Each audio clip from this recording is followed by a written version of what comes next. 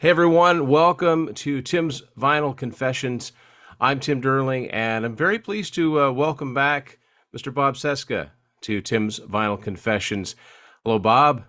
Tim, it's so great to be here. Now, you've seen Bob on here before talking about his time working with Yes, and now for something completely different yet related.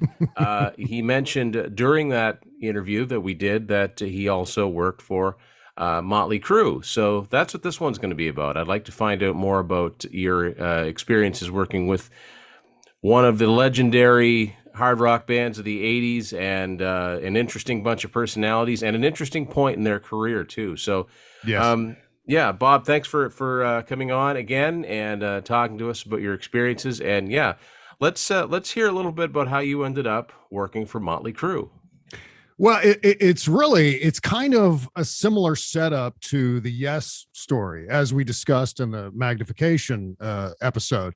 And in this case, Motley Crue was really the first rock and roll band that I worked with right after doing that Napster Bad cartoon in May of 2000. I think it was the early May 2000. I think within the first week of that cartoon being out and going viral all over the internet, I was contacted first by Jordan Burliant, who was not only Yes's manager, but also Motley Crue's manager. He also managed Meatloaf and several other recording artists.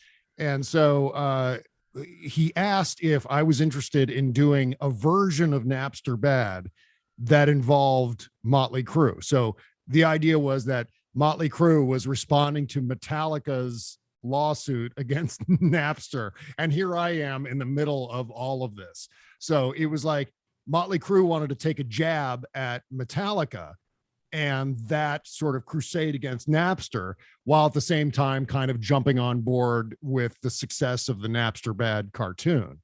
So I was blown away. Of course, I was a Motley Crue fan. I saw them in concert for the first time in 1988 on the Girls Goes Girls tour, and I obviously I was a really big fan of their music. And so when I got that contact, I was blown away. Like, oh my God, now this is something here. I can kind of make an entry into the world of music videos and things like that. And in this case, Jordan asked if I would write a script because the band was in the studio at the time. Motley Crue was in studio recording recording new Great tattoo. album. Exactly right. Yeah. Yeah. And this So also, of course, I mean, for those, this is when this is that brief period where Tommy Lee wasn't in the band, and they had right. the late Randy Castillo on drums, and Mm-hmm. great album. So yeah, Yeah, they were in the process of making this album. absolutely. And so within, like, I would say less than a day, I got contacted by Jordan. Would you like to write up a script, and then I'll get the band to record the script in the studio, and then you make a cartoon out of the audio. Of course, that also involved a little bit of instruction in terms of how the process of animation worked, where, yeah, you do the voices first and then you animate based on the timing of the voices and so on. So I said, well, sure. And so I just, in the course of about 15 minutes, I hammered out this script with Motley Crue responding to Metallica's lawsuit against Napster, and sent it back to Jordan, and he handed it off to the band. And within an hour after the band receiving the script, they had recorded this whole thing. And it was all the members of Motley Crue minus Randy. It was Vince, Mick, and Nikki all recording as themselves this script to varying degrees of acting, I would say. I think of all three members of the band who performed in the script, I would say that Nikki and Mick were the best performers. Mick really only had a couple of lines, but he had the most pivotal line, which I don't even know. In 2022, I don't even know how much of the content of these things I can even mention publicly, because it was 2000. It was a different time. Yeah. And so there were different rules in terms of political correctness and so on. Look it up, kids. Yeah. Ultimately, Mick was saying, he would say P word good is what he would say Yeah. in this script. And so I hammered out the animation over the course of about 24 hours or so. At that point in time, I was pretty fast in terms of animating using Flash and so on, and then posted it on my website, Camp Chaos. And then that started to generate all kinds of traffic and so on. And I think Motley Crue used it on their website and so on. And so that was a great experience. And then right on the heels of that, I got contacted again by Jordan, but this time with Nikki Sixx. And they wanted me to do an animated music video for Hell on High Heels, or Hell in High Heels. And so, of course, I said yes to that, and then put together this this entire story about this kind of devilish woman who, you know, would interact with various men throughout history in different settings. You know, there was, you know, ancient Rome, and there was the Vietnam War and things like that. And so that was the kind of theme for the music video, and animated that and put that out. But it was a wonderful experience because, well, first of all, I hadn't worked with any like A-list rock stars at that point. So Motley Crue was really the first that I had interacted with. And in the process of doing that video, I always like to emphasize the fact that I had several phone conversations with Nikki Sixx, one of the best guys I ever worked with in that genre, certainly in the music industry. I ended up doing quite a few music videos after that. And of all the rock stars I ended up interacting with through that process, Nikki was the most down-to-earth, easygoing, willing to entertain outside ideas. That was something that was in desperate short supply. I think it was some other bands and some other members of those bands. And so it kind of set me up thinking, wow, this is easy. Dealing with these A-list rock stars, these multimillionaires who are world famous 1,000 times over. This is going to be a piece of cake, so I can easily deal with the rest of them. I'll just do more of these. And it wasn't necessarily the case in other circumstances. But with Nikki Sixx, man, he was wonderful to work with. I was completely blown away. And of course, you know, I had seen him in concert when I was 16 years old, for God's sake. And there I was, not even 30 yet, and getting to work with him. And then of course the band loved the video, and they included it, I think in one of their DVD releases after that as a bonus feature, which was nice, a kind of nice souvenir of that experience to be included in that DVD. So yeah, that's kind of the entirety of the story. And you know, to this day, I still occasionally get emails from people asking me where they can see this video, and Camp Chaos doesn't exist anymore, unfortunately. And so I think you can still find it on YouTube if you search well enough. I think it's still up there, but there's no official source for it. Yeah. That's the thing people have to remember. I mean, this predates YouTube. Yeah. Oh yeah. Yeah. So this is early days. Yeah. And I think we forget now, because of the dominance of YouTube, that in 2000, we were right in the middle of the .com boom. I mean, it was a gigantic investment of money across the board, with very little by way of business models, where there was just a whole lot of money being thrown at anyone who could produce content, and primarily Flash animation. Yeah. That was sort of one of the centerpieces of content that was being produced at that time. And my studio was right, fortunately, with, you know, luck and some timing, we were right there on the vanguard of that entire, you know, boom online, where it was getting easier and easier to produce animated content, visual content, when people were still using, you know, in many cases, 14.4 dial-up modems, you know, where they still had to go through the whole thing where they hook up their telephone line to the modem and dial up, and you couldn't answer your telephone if you wanted to stay online. It seems so ancient now, but it led to better things. I mean, in the year 2000, I remember around that time, there were a lot of major recording artists that didn't even have official websites still. So it was like Oh yeah, yeah. really, really in the infancy of it. Well, plus the music industry was changing before our Definitely eyes. in flux. Yeah. Yeah, where Napster, I think, first arrived in 1998, 1999, somewhere around there. And it shook the ground of the entire music industry, where bands and executives and A&R guys and concert promoters and everyone was like, oh my God, what do we do with this? How do we compete against this? Or people are getting their music for free now. And not everybody, but a significant number of people were using Napster. I know I was. And so they had to rethink in terms of how bands are promoted, how music is promoted, how music is purchased, or how music is discovered. And I think the really smart bands like Motley Crue jumped on board right away with Flash animation. And that's where I came in with that relationship. And so I always admired the bands and musicians who were willing to explore ideas and kind of figure out their way through the changing landscape rather than trying to push back against it, rather than trying to sandbag against the tide. They were embracing what was coming in and the changes that were being made. Yeah, and quite honestly, those are the bands that ended up surviving beyond that and continue. There was no putting the bite back in the apple once that happened. And if I recall correctly, too, when New Tattoo first came out, I think that Motley Crue made Hell on High Heels like as an MP3 available for free to anybody that wanted to download it.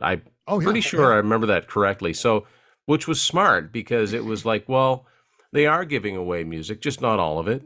And they're saying, hey, we're okay with this. And if you like this song, purchase the album. Oh, yeah. And that was extraordinarily smart. And as I said, those bands tend to thrive more than the others. But also some qualification of that, Motley Crue had been around forever. I mean, they had been around for more than 12, they were been more than 20 years at that point. Just about 20 years at that point. Yeah. So they had the advantage of being able to say, well, okay, we can put out our new single for free on the internet and it's not going to really ding us in terms of our wealth and our income and the sales of our album. We don't care as much as maybe someone who had only been on their first album or their second album or their first single and who was still clawing their way up a very competitive ladder. And so in that respect, they kind of had the luxury of Motley Crue kind of had the luxury of being able to do that. And that's what it was always head scratching about Metallica, which I also love Metallica. I mean, make no mistake. I mean, I did this cartoon where I turned them into ridiculous cartoon characters, but I always loved Metallica. I just always scratched my head over why a band that was so successful and had been around for so long was making this move. And I guess to an extent, it looked like they were fighting for themselves, but maybe to an extent Lars and the other members of the band kind of were stepping out in defense of maybe some bands that didn't have that level of success yet. So looking back on it, there was maybe some altruism to it. Although it's hard to know for sure. It was an interesting time for sure. I mean, I'm a fan of both bands too, and for Motley to take pot shots at Metallica, they always used to do that anyway. That was just par for the course. I do find it interesting that when you said when the guys recorded their parts, and then maybe you can speculate on this. Randy Castillo didn't take part in it. I mean, is that kind of because he really didn't have an axe to grind? It's like, this isn't really my thing, guys. I just joined. You guys go ahead. Do you think that had something to do with him not participating? I don't know. I don't know that there were any internal band politics, at least not that I remember, in terms of, well, this is the new guy and we'll keep him out of this for now.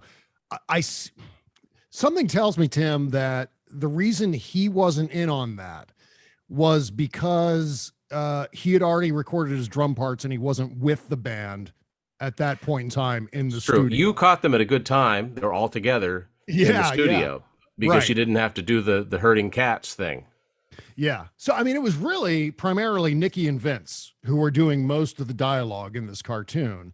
And then Mick had the big punchline at the Yeah. end. I put Randy in the cartoon. So Randy appeared in the Yeah. cartoon physically. He just didn't have any lines. And so I Yeah. think, if I remember correctly, as I said, I think it was just because he wasn't there in the studio with the band. I don't believe that they would, much like was done to Jason Newsted, I don't think that they would kind of say, well, you're the new guy. You're not going to participate as Well, much as the rest of them. I don't even really mean that. I mean more like for him himself saying, look, I mean, longtime Metallica fans will know their first big arena tour was opening for Ozzy on the Ultimate Sin tour. And who was drumming Yeah, for yeah. Ozzy? Randy Castillo. So Right. he might have said, he himself might have said, guys, this is fun and everything, but I really don't want to say anything. And I know those Mhm. guys, and maybe not. It was just interesting. Do you ever wonder, if things had been a little bit different and you'd come to them at a different time? I can't imagine Tommy Lee not wanting to take part in something like this. I would have thought that, Oh, yeah. Yeah. if it had been that lineup. Oh, easily. In fact, it probably would have been Tommy and Nikki who would have been the lead Yes. performers in the cartoon Yeah. had Tommy been in the band at the time, because he was maybe the best known member of the band. And not to disparage the other members of the band, but Tommy also No, had he this he was tabloid yeah. aspect to People who knew nothing, yeah. past a certain point in the '90s, people who didn't know anything Oh about yeah. Motley Crue knew who Yeah. Tommy Lee was. Yeah. Absolutely. And I think a lot of people forget that he wasn't in the band for that window of time there too. So Isn't that, yeah, that's why I think it's interesting to talk to someone that worked with him then, because it was this little blip on the radar yeah. that, blink and you missed him, right? And unfortunately, he died way young. I think he died Right. in 2002. Oh my God. Yeah. Yeah, so because he didn't do that tour, they had Samantha Maloney from Hole, and I think you're talking about the Hell in High Heels video. I know they did a live DVD in like 2001 Yeah. from that tour, and that might be the DVD that they threw that video onto. Yeah, It would make I sense. think that's the one. Yeah, yeah. And I I have to go know back that they did a video or a DVD that had all of their videos on, and I'd like to think they put that on there, but sometimes these bands, when they have that one, you know, period where there's somebody else, sometimes they don't, like for years, Kiss didn't acknowledge, that there was a period where they didn't wear makeup. I mean, that's ancient history, but when they were on that reunion tour, it was like, I don't know anything about anything called Lick It Up. Like, you know what I mean? Right. Well, there was also a thing too, where if it wasn't included, I would completely understand, because the quality of the animation is not the greatest thing in the world. Mainly because at that time with Flash animation, it was assumed that you would just press a couple of buttons on your keyboard and boom, there's an animation.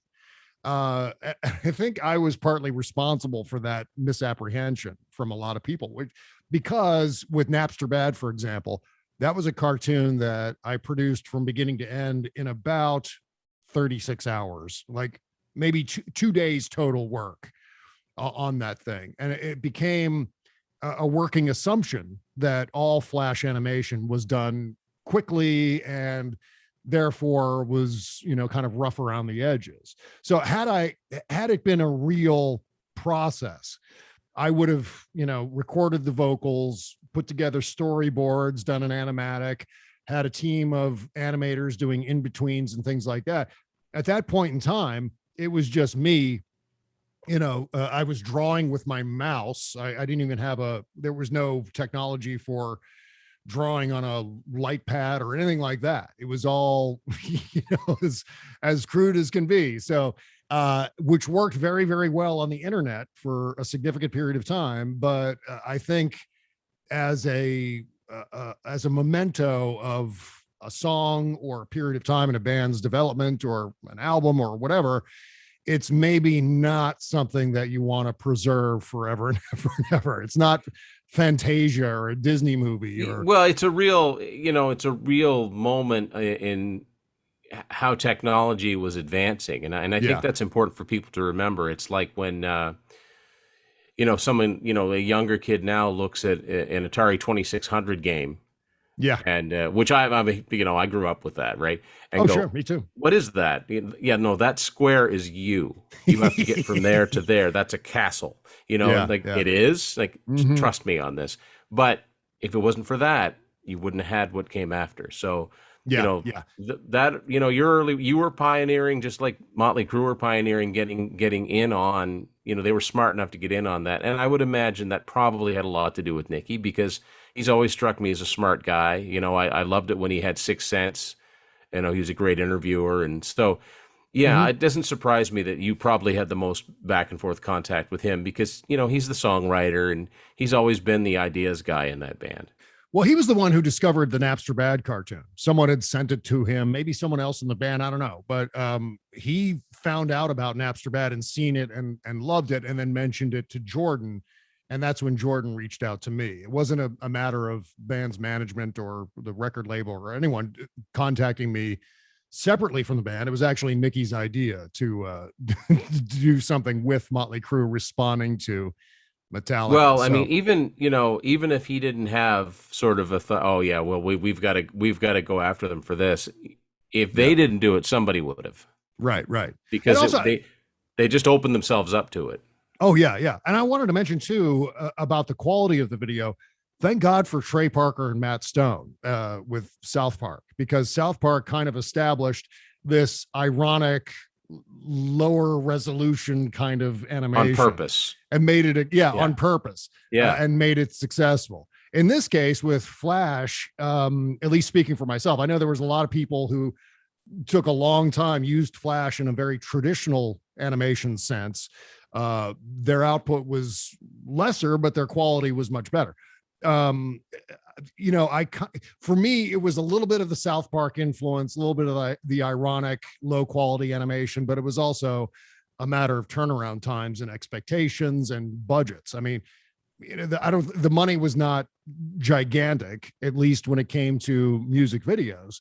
So it was a matter of having to do it yourself, not Yeah. being able to bring in a proper animation crew and so on. But yeah, I mean, going back to Nikki Sixx, I have great memories of phone conversations with him about that, about Motley Crue, and just, you know, kind of getting to know him and understanding his point of view about the status of the music industry. And you know, he was very I don't want to say humble, but certainly easy to talk to, easy to get along with. That was extraordinarily rare moving forward. And I had done subsequent music videos I did a couple for Meatloaf, also through Jordan. I did one for Everclear at the time. And then I did 6 different videos for Iron Maiden. It's really cool, like, because you worked with, you know, you worked with Motley Crue at Yeah. an interesting time in their career. You worked with Yes at a very interesting time Oh, in yeah. their career. So, you know, it's not like you, well, I guess in the case of Motley Crue, you, as opposed to Yes, you were working with a band that was a little bit more intact Yeah. as far as original members go. You know, there's something just so cool about hearing this story about someone who, you know, grew up as a fan, got good at what they did, and ended up working with them. You know, it's a heartwarming, you know, kind of story. Yeah, it was just really interesting because I really liked the new Tattoo album. I don't think people Yeah. gave it a fair shake because Tommy wasn't in on it. And I definitely remember seeing the video. So yeah, I definitely wanted to circle back when we were doing the Yes episode to talk Mhm. about Motley a little bit. Yeah. So Yeah. so Bob, what are you up to? Where can people find you out there in the internet world? Well, I'm doing something completely different. I'm doing a politics show, a politics podcast, and that's primarily what I do these days. I'm still doing some cover art for some books and things like that here and there, but mostly I'm podcasting. I do a show called the Bob Cesca Show. Very creative, and that's I happen to be on the left end of the spectrum, so it's primarily from that perspective, but it kind of combines more of a humorous take on politics. It's not all serious stuff, but we kind of have some fun with that. So that's at bobcesca.com, or actually my Patreon is bobcescashow.com. And, you know, I hope I actually get to do some more album covers. You know, I've been occasionally in touch with John Anderson, and you know, there was some conversation when ARW was kind of a thing, and so you know, maybe if something like that comes along again, I may jump back into that arena. I was actually kind of hoping that they would do an album, because Yeah, me too. that live album is fantastic. It really is. Hearing, because it's the only way you were going to hear Hold On and Changes and Rhythm of Love anymore in any sort of Yes lineup. But well, yeah, and I was talking to John about continuing sort of the themes from Magnification and kind of creating one more step in that story visually. So maybe it'll happen. Who knows? One thing's for sure is you can never predict what's going to happen with you never know. I mean, you never know, because I mean, bands. How many times have you seen? We're never going to do this, and the next week they do. Yeah, absolutely. So there you go. So Bob, thank you very much for sharing that. Tim. I hope all the Motley fans out there, I know there's a lot of us out there, appreciate that. And yes, we definitely have to have you on again. And yeah, thanks for taking a little time out and talking to us. You bet. Thanks so much, Tim. It's a real pleasure. Thanks everyone for watching this edition of Tim's Vinyl Confessions. We'll see you later.